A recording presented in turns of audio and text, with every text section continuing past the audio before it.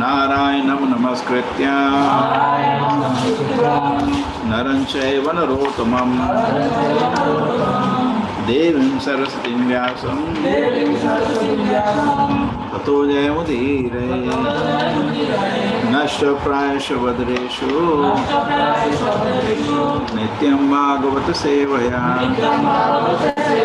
भगवती उत्तम श्लोके भक्तिर्भवति नैष्टिकी। नहीं कुछ प्रॉब्लम साइड डाल दो तो प्रॉब्लम हो गई कुछ है ना मेरे वाला ले ऊपर से हरे Krishna.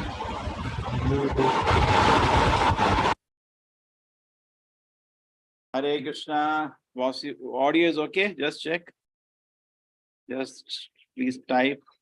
Audio is okay. Okay, thank you. Thank you everyone. कौन सा चैप्टर है भाई श्लोका?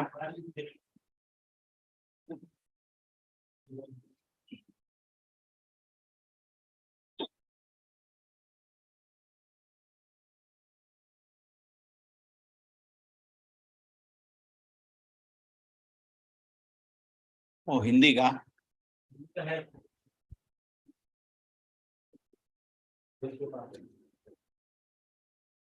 ठीक है।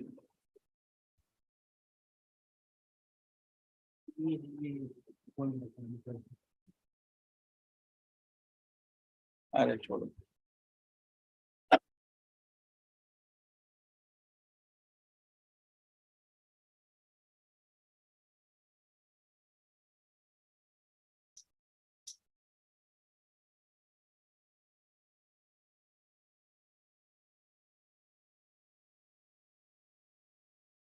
दो तीसरा, हाँ किधर थे? 4 दिन में 3 ही श्लोक है। ओके। पश्यैतां पाण्डुपुत्राणाम् आचार्य महतीं च मूम् व्यूढां द्रुपदपुत्रेण तव शिष्येण धीमता। पश्यैतां पाण्डुपुत्राणाम् आचार्य महतीं च मूम् व्यूढां द्रुपदपुत्रेण तव शिष्येण धीमता।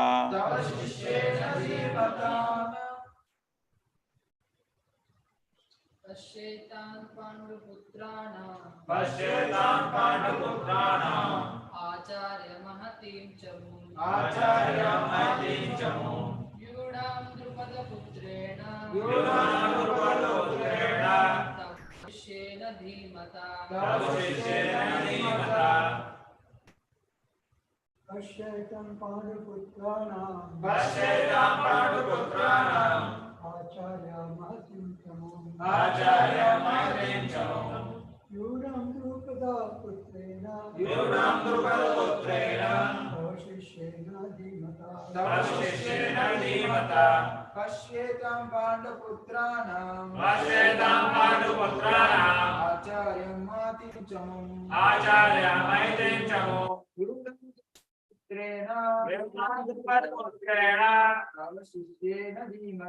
तव शिष्येण धीमता। पश्यैतां पाण्डुपुत्राणाम् आचार्य महतीं च मूम् व्यूढां द्रुपदपुत्रेण तव शिष्येण धीमता। पश्येतां पाण्डुपुत्राणाम् आचार्य महतीं च मूम् व्यूढां द्रुपदपुत्रेण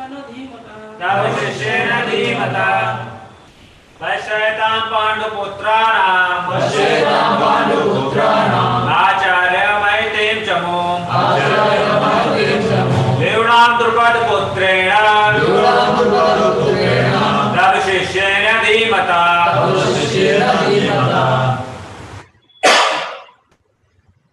पश्येतां पाण्डुपुत्राणाम्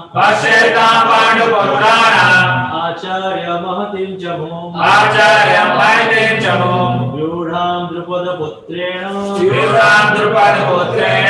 तव शिष्येण धीमता। आपको लेट हो रहा है।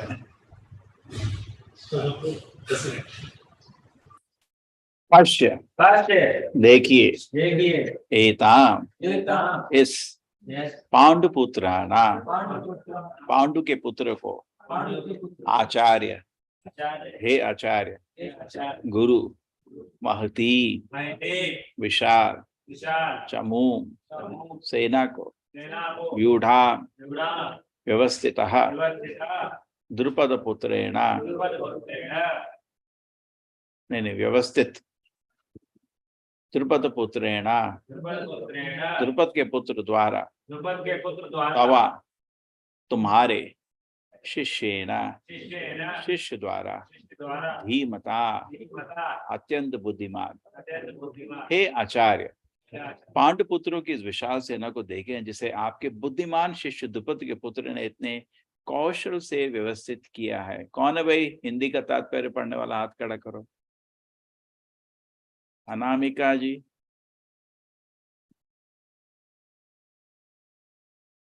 कौन करेगा? ओके, अनामिका जी रेडी है?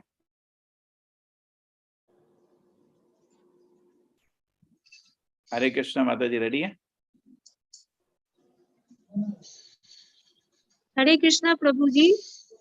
अनामिका आपको तो नाम याद है मेरे को। हाँ चलो पढ़ो, ये तात्पर्य पढ़ो। परम राजनीतिक दुर्योधन महान ब्राह्मण सेनापति। एक मिनट प्रभु जी।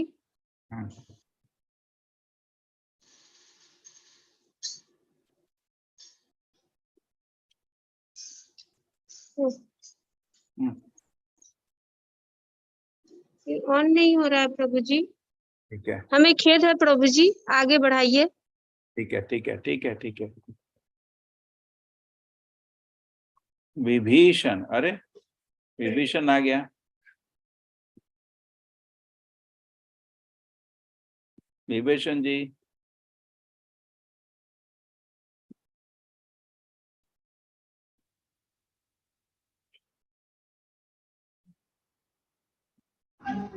हरे कृष्ण प्रभु जी। विभीषण जी शुरू कर। परम राजनीतिक दुर्योधन महान ब्राह्मण सेनापति द्रोणाचार्य के दोषों को इंगित करना चाहता था। अर्जुन की पत्नी द्रौपदी के पिता राजा द्रुपद के साथ द्रोणाचार्य का कुछ राजनीतिक झगड़ा था। इस झगड़े के फलस्वरूप द्रुपद ने एक महान यज्ञ संपन्न किया, जिससे उसे एक ऐसा पुत्र प्राप्त होने का वरदान मिला जो द्रोणाचार्य को वध कर सके। द्रोणाचार्य इसे भली भांति जानता था, किंतु जब द्रुपद का पुत्र धृष्टद्युम्न युद्ध शिक्षा के लिए उसको सौंपा गया तो द्रोणाचार्य को उसे अपने सारे सैनिक रहस्य प्रदान करने में कोई झिझक नहीं हुई। अब धृष्टद्युम्न कुरुक्षेत्र की भूमि में पांडवों का पक्ष ले रहा था और उसने द्रोणाचार्य से कला सीखी थी।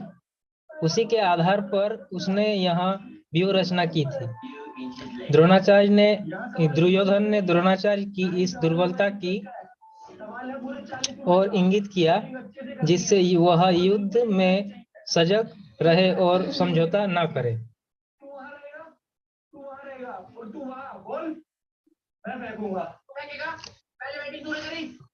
इसके द्वारा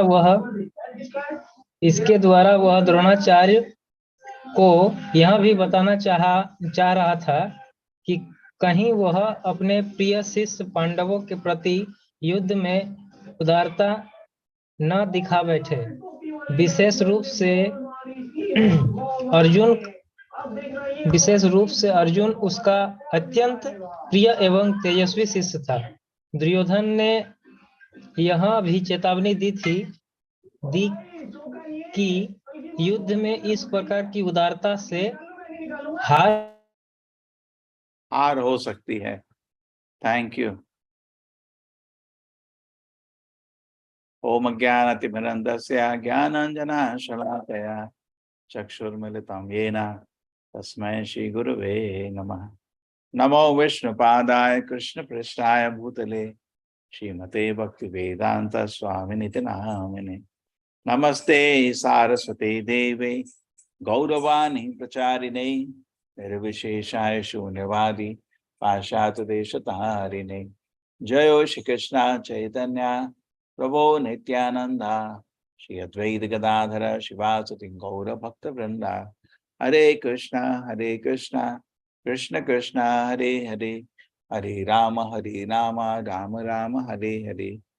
पश्यैतां पाण्डुपुत्राणाम्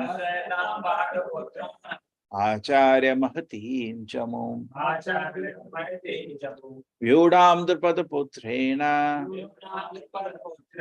तव शिष्येन धीमता। हे आचार्य, पांडुपुत्रों की इस विशाल सेना को देखें जिसे आपके बुद्धिमान शिष्य द्रुपद के पुत्र इतने कौशल से व्यवस्थित किया है। इन शॉर्ट,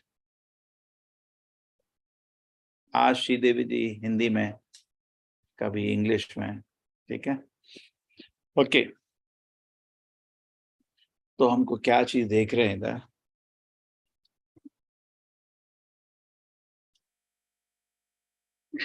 मेन एसेंस क्या गलती, दुर्योधन जो भी कर रहा है गलती कर रहा है।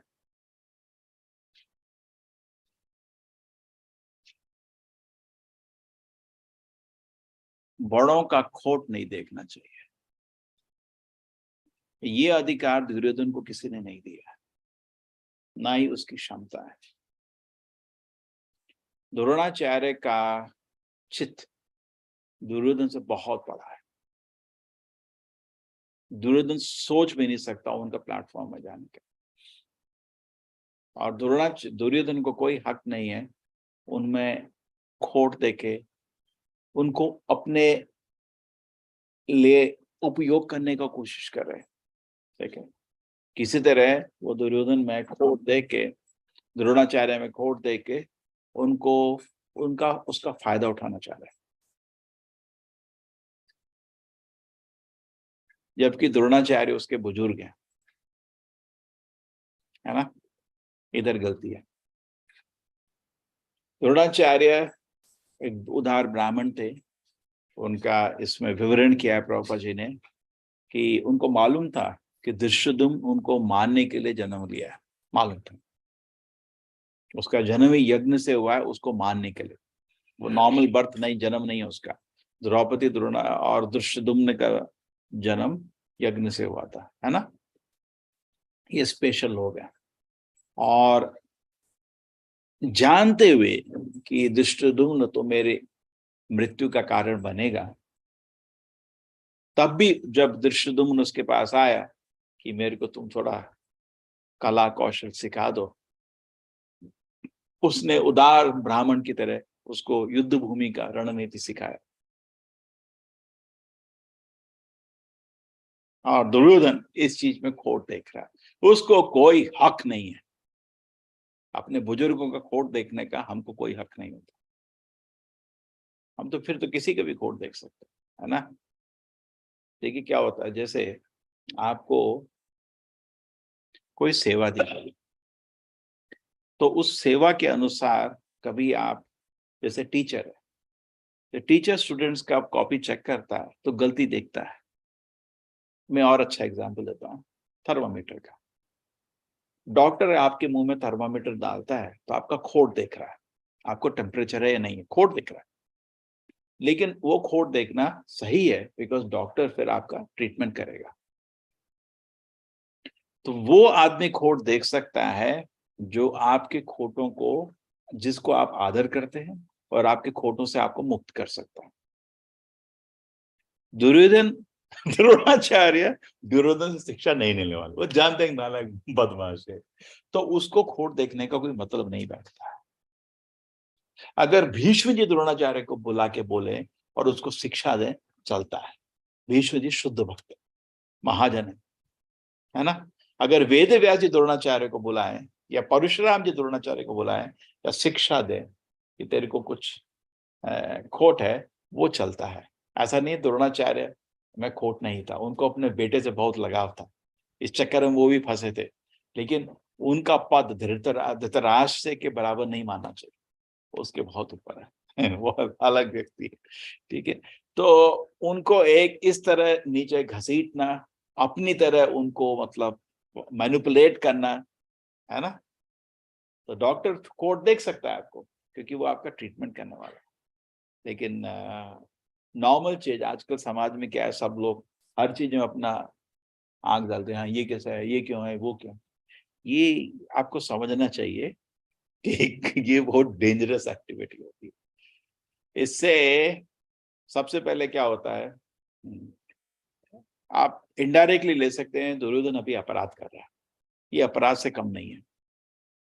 अर्जुन ने युद्ध से पहले, जबकि अपोजिट साइड में थे द्रोणाचार्य, उनसे आशीर्वाद लिया था। युधिष्ठिर महाराज ने भी पर्सनली आके आशीर्वाद लिया था, है ना। अर्जुन ने बाण से आशीर्वाद लिया, उनके चरण के पास बाण फेंका था और द्रोणाचार्य ने एक उनके सिर के गुरे से, बेटे आशीर्वाद लो, ठीक है।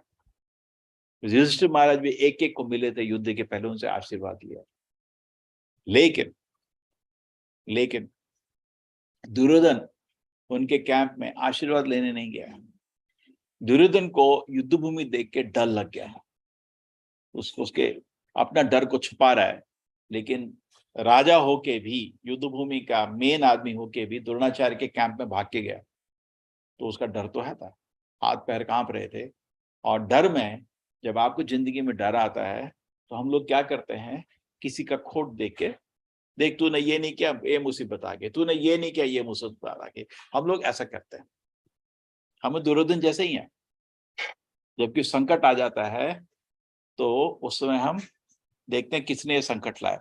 अरे तूने ये कर दिया, देख प्रॉब्लम में फंस गया मैं, है तो क्या करता है, देख ये प्रॉब्लम कर दी, तूने ये कर दिया। नहीं, जब भी संकट आता है तब गुरु का कृष्ण का आशीर्वाद लेना चाहिए। दुर्योधन की हालत देखो, वो संकट, पूरा संकट उसके वजह से हुआ है। ये युद्ध तो होना ही नहीं था अगर दुर्योधन अपनी बदमाशी नहीं करता तो। एक के बाद एक उसने अपने पाप कर्मों को नहीं देख रहा है, खोट दूसरे में देख रहा है, जबकि वो खोट नहीं है। वो ब्राह्मण की उदारता है, उसमें खोट नहीं देखना चाहिए। क्षत्रिय के लिए चलता है ये, क्षत्रिय डिप्लोमेटिक करता है, ब्राह्मण डिप्लोमेसी नहीं कर सकता। खोट नहीं था, उधर खोट ढूंढ रहा है, और अपने में खोट की बोरी है, उधर खोट नहीं दिख रहा उसको। बचपन में भीम को जहर खिला, वो खोट नहीं है क्या? है ना? द्रौपदी को अपमानित किया, वो खोट नहीं है क्या? उनको माँ के साथ बच्चों को जलाने का कोशिश किया, वो खोट नहीं है? उनका जुए में उनको क्या कहते हैं, झूठे जुए में उनको फंसाना, वो खोट नहीं है? उनको 13 साल के लिए बेमतलब में उनको तड़पाया जंगल में, वो खोट नहीं है? और जब वो 13 साल बाद वापस आए, राजे दे दो, मना कर दिया, बोला 2 सेकंड लेट आया तू, वो खोट नहीं है। बोला जब अर्जुन बाहर आया था अज्ञातवास से, तो दुर्योधन ने बोला वो 2 सेकंड पहले आ गया, जबकि भीष्म ने बोला कैलकुलेशन दिखा के टाइम हो गया था, नहीं 2 सेकंड पहले आया, फिर 12 साल वापस जा। ये दुर्योधन, उसमें खोट नहीं है। इतना चीज करके लाया, और युद्ध में किसी को मन नहीं था आने का, सबको घसीट के लाया। किसी को युद्ध करने का मन नहीं था, भीष्म को युद्ध करने का मन नहीं था, द्रोणाचार्य को युद्ध, सबको घसीट के लाया। ठीक है ना? उसमें खोट नहीं है।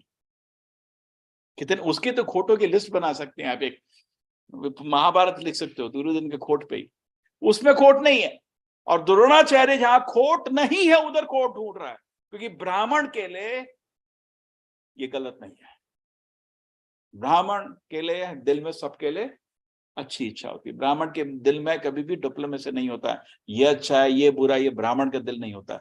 ब्राह्मण का दिल सुहृदम सर्वभूतानां विद्या विनय संपन्ने ब्राह्मणे गवि हस्तिनी शुनीचैव सपाकेचा पंडिता समुदर्शिना। पंडित जी मतलब ब्राह्मण जी।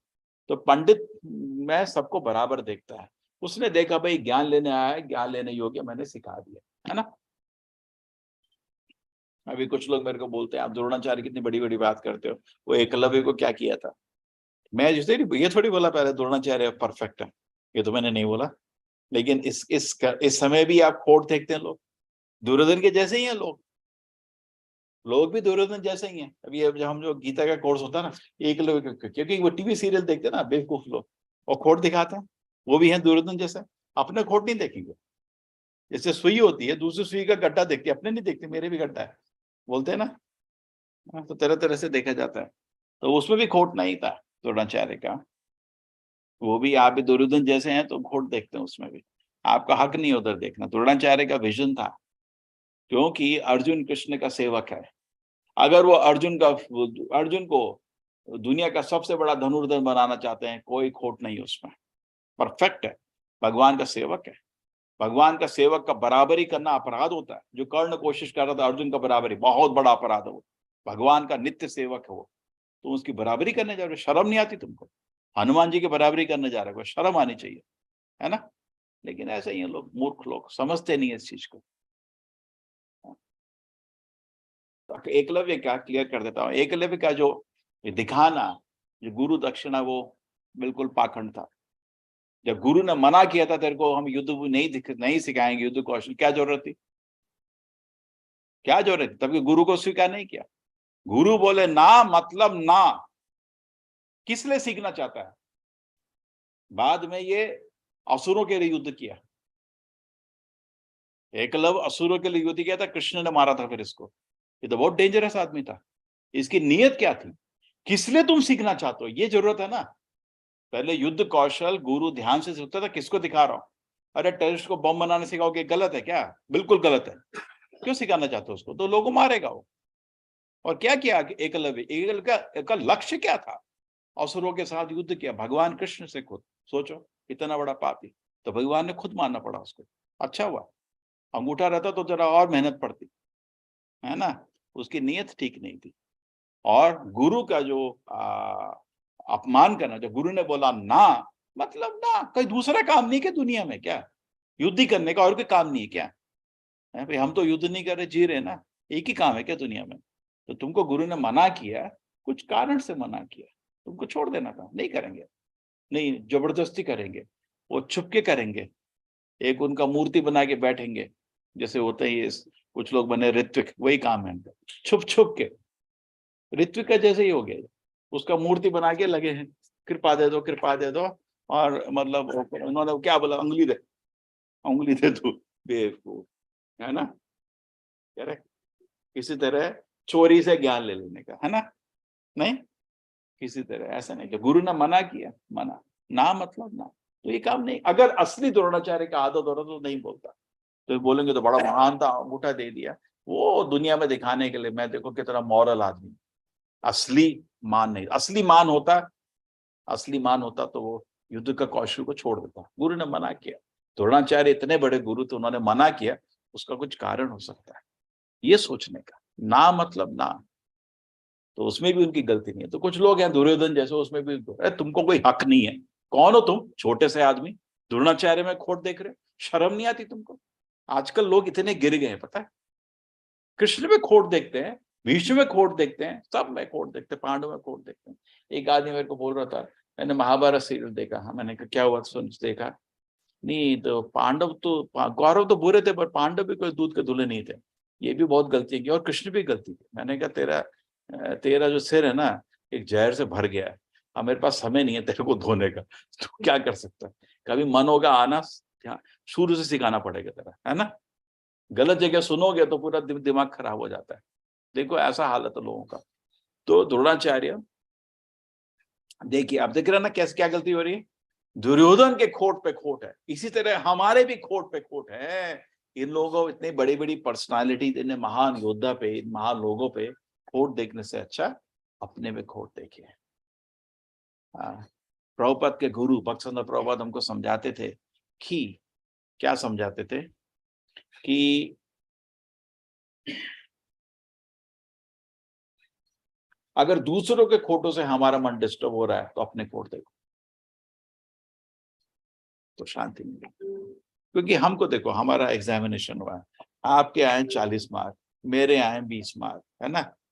अब मेरे को क्या करना है, मेरे आए 60 मार्क भी, लेकिन आपके पास ऐसा कोई प्रश्न हो सकता है आपने सॉल्व किया जो मैंने सॉल्व नहीं किया, तो मेरे को 100 पे 100 चाहिए, मेरा फोकस इधर है। हर चिड़िया को अपनी पंखे से उड़ना पड़ता है ना? दूसरे के देखो, उसके 20 आए, मेरे 80 आए, वो करके हंस के क्या करना है? हम लोग ऐसे ही करते हैं, मेरे 80 आए, देखो उसके 20 आए, और हंसते हैं, उससे क्या करना है? मेरे तो 20 कम आए ना, मैं भी वैकुंठ नहीं जा सकता, वो भी वैकुंठ नहीं जा सकता, है ना? 100 चाहिए। तो उसके पास देखो कोई ऐसा प्रश्न उसे सॉल्व किया जो आपने सॉल्व नहीं किया यार। तो हर भक्त में ऐसा गुण होता तो आप में नहीं होता, हर भक्त में कुछ ऐसी कला होती है जो आप में नहीं होती, हर भक्त में ऐसे कुछ डेडिकेशन होता है जो हमारे पास नहीं होता। वो लीजिए ना, आपको वैकुंठ जाना, यहाँ रहना। तो खोट देखना और डिस्क्रिमिनेशन करना अलग अलग चीज होती है, ये भी बहुत बड़ा चीज है। जैसे आप आम खरीदने गए, अभी तो नहीं आए आम, सोचो आप कुछ खरीदने गए, कोई दूसरा फल बनाओ, संतरा खरीदने गए, तो आपको एक दुकान में नहीं मिला, तो क्या बाहर खड़ा होकर नाचते हैं क्या? इसके बाद एक संतरा नहीं, सब लोग आओ, इसके बाद संतरा नहीं, अरे वो क्या करना है? तो कभी कभी होता है हमको संग चाहिए भक्त का, तो जहां हमको प्रेरणा मिल रही है उधर गए, जिसके पास नहीं है उसका मजाक नहीं उड़ाना चाहिए। किस चीज के लिए? वो एंटरटेनमेंट हो जाता है, वो इंद्रिय भोग हो जाता है, पता हुआ ऐसा है, पता हुआ ऐसा है, पता हुआ ऐसा है, क्यों कर रहे हो भाई? तुमको संग चाहिए, तुमको भगवत धाम जाना है, जहां प्रेरणा मिल रही है उधर लो। जिसके पास नहीं है, जिससे आपको एनकरेजमेंट नहीं मिलता, जिससे आपको इंस्पिरेशन नहीं मिलता, उसका जीवन से अच्छा उदाहरण नहीं मिलता, तो दूर रहो। कभी कभी होता है कुछ भक्त पुराने कर्म के अनुसार रजोगुण तमोगुण में बहुत ही विचलित रहते हैं, ठीक है ना? उसका हम संग नहीं लेते, लेकिन मन से आदर करते हैं, भगवान का नाम जप कर रहा है, ठीक है, संग नहीं ले उसका। लेकिन पब्लिक में मजाक, पता है क्या कर रहा था वो, क्यों करना चाहते हो वो सब? उससे तुम्हारी दुर्गति होगी। किसी के भी खोटों को डिस्क्राइब करने से हम उसके खोट को स्वीकार करते हैं, और किसी के महानता, किसी की सेवा करने से उससे अच्छे अच्छे गुण हमको प्राप्त होते हैं, ठीक है? तो कुछ मेडिटेशन रहा। Hare Krishna, thank you very much. वाञ्छाकल्पतरुभ्यश्च कृपासिन्धुभ्येव च पतितानां पावनेभ्यो वैष्णवेभ्यो हरे नमो नमः। हरे कृष्ण धन्यवाद प्रभु जी। हरे कृष्ण हरे कृष्ण प्रभु जी। धन्यवाद प्रभु जी। हरे कृष्ण। धन्यवाद। Thank you. हरे हरे कृष्ण प्रभु। चलो